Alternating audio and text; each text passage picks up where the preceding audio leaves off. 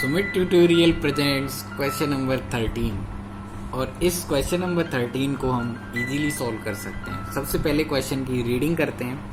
इस क्वेश्चन की रीडिंग करने से हमें मालूम चलेगा पूछा क्या जा रहा है। Prove that the opposite sides of quadrilateral, opposite जैसे ए बी की अपोजिट जो साइड कंसीडर होगी वो सी डी होगी और ए डी की कंसीडर होगी वो है बी सी होगी।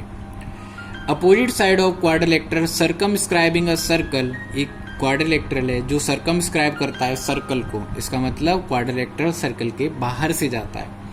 Subtend supplementary angle at the centre of circle, जो अपोजिट साइड्स हैं, अपोजिट साइड्स जैसे ए बी और सी डी, ये सर्कल के सेंटर पर जो एंगल बनाती हैं वो एक दूसरे के सप्लीमेंट्री होते हैं। आपको प्रूफ करना है एंगल ए ओ बी और एंगल COD, इनका जो सम होगा वो आपको प्रूफ करना है कि ये 180 डिग्री होगा। सिमिलर वे में जो रिमेनिंग टू एंगल्स हैं उनका भी सम आपको प्रूफ करना है कि वो भी क्या होगा, 180 डिग्री होगा। तो सबसे पहले हम राइट करते हैं टू प्रूव। तो हमसे पूछा जा रहा है टू प्रूव, आपको प्रूफ करना है angle AOB plus angle COD, इसका जो सम है वो 180 डिग्री है। एंड आपको दूसरी चीज प्रूफ करनी है AOD प्लस एंगल BOC, इसका भी जो सम है वो 180 डिग्री है। इसको सॉल्व करने के लिए आपको सबसे पहले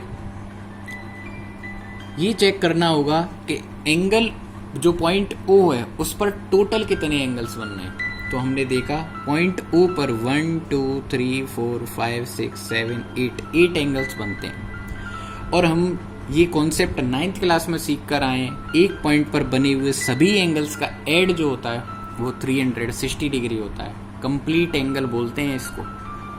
इसका मीनिंग ये हुआ, तो इसको मैं आपको राइट ही करवा देता हूँ। सबसे पहले eight point O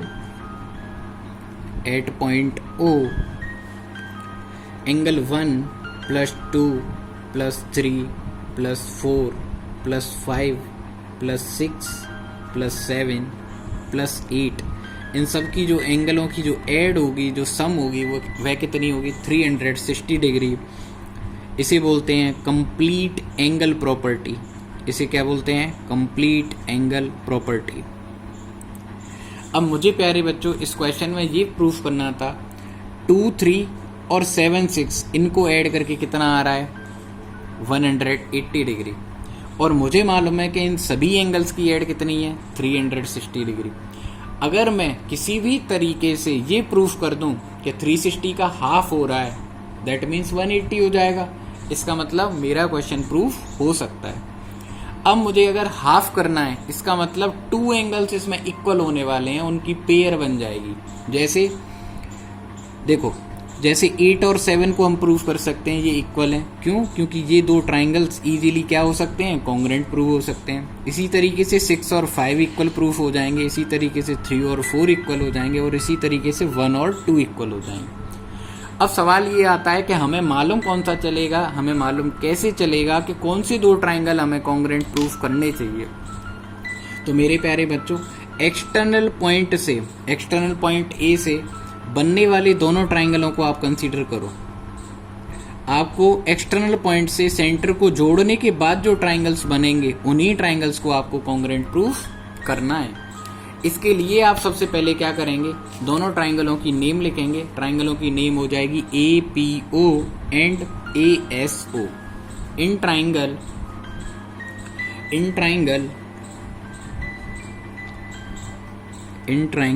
APO and in triangle ASO मैं राइट कर सकता हूं AP is equal to AS, AP is equal to AS, length of tangents drawn from external point, length of tangents drawn from external point, length of tangent from external point. ये 10.2 theorem का statement है जो short में लिखा हुआ है। इसी तरीके से मैं आपको बता सकता हूं कि ये जो OA लेंथ है ये दोनों ही ट्राइंगलों में कॉमन है, इसलिए ये इक्वल होगी। OA is equal to OA और ये कॉमन हो जाएगी। अब मेरे प्यारे बच्चों आपको तीसरा पैरामीटर ढूंढना है, थर्ड पैरामीटर, जिससे हमारे ट्राइंगल कॉन्ग्रेंट होते हैं। और आप बोलेंगे सर इजीली फाइंड हो सकता है OS is equal to OP। और ये रूल क्या होगा इसके लिए, कॉन्सेप्ट क्या होगा sir, they are the radius. ये कौन है, रेडियस है। और रेडियस सर्कल के लिए आप कितनी भी रेडियस ड्रॉ करो उन सब की लेंथ क्या होती है मेरे प्यारे बच्चों, इक्वल होती है। तो इसके अकॉर्डिंग आप लिख सकते हैं OS is equal to OP because they are the radius.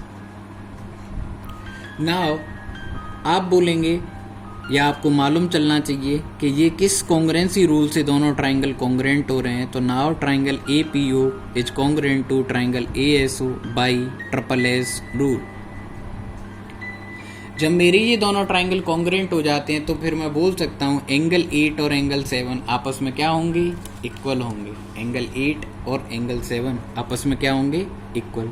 तो by CPCT corresponding parts of congruent triangles are equal.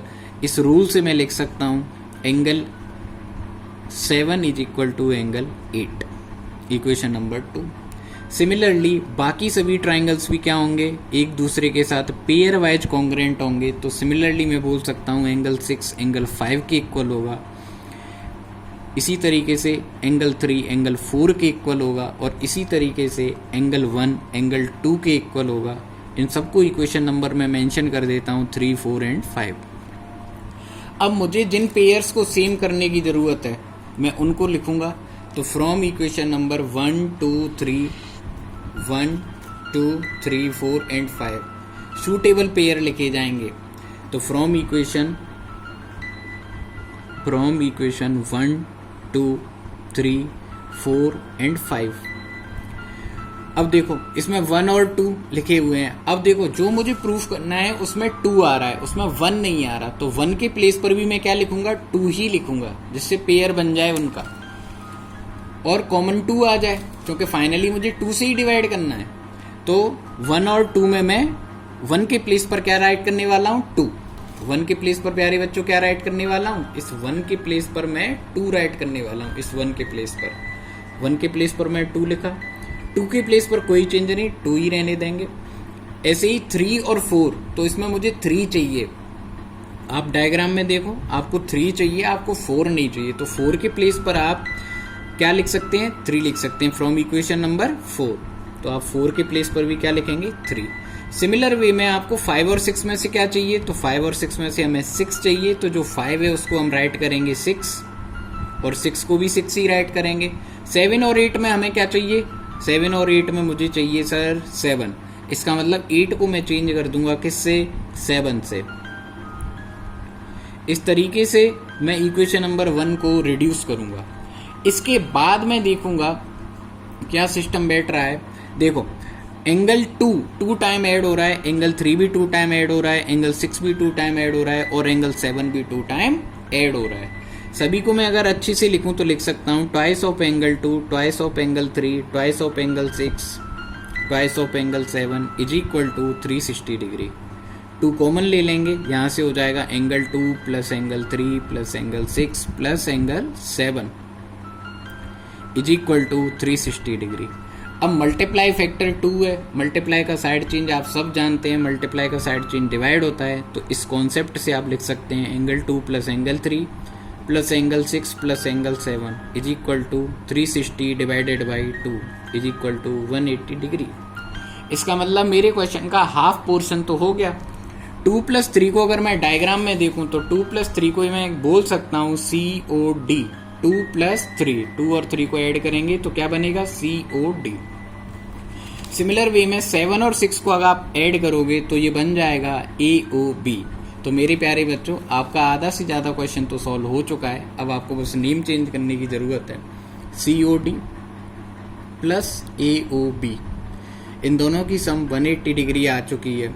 जो पहला वाला पार्ट प्रूव हो गया है। अब आपको एक वर्ड लिखना है सिमिलरली। रिमेनिंग 2 एंगल्स को भी आप डायरेक्टली लिख सकते हैं AOD plus angle BOC is equal to 180 degree. और आपको बोर्ड एग्जाम्स में जब आप ऐसे कंप्लीट करोगे तो आपको फुल मार्क्स अवार्ड होंगे और आपके अच्छे मार्क्स आएंगे। Thank you for watching question number 13.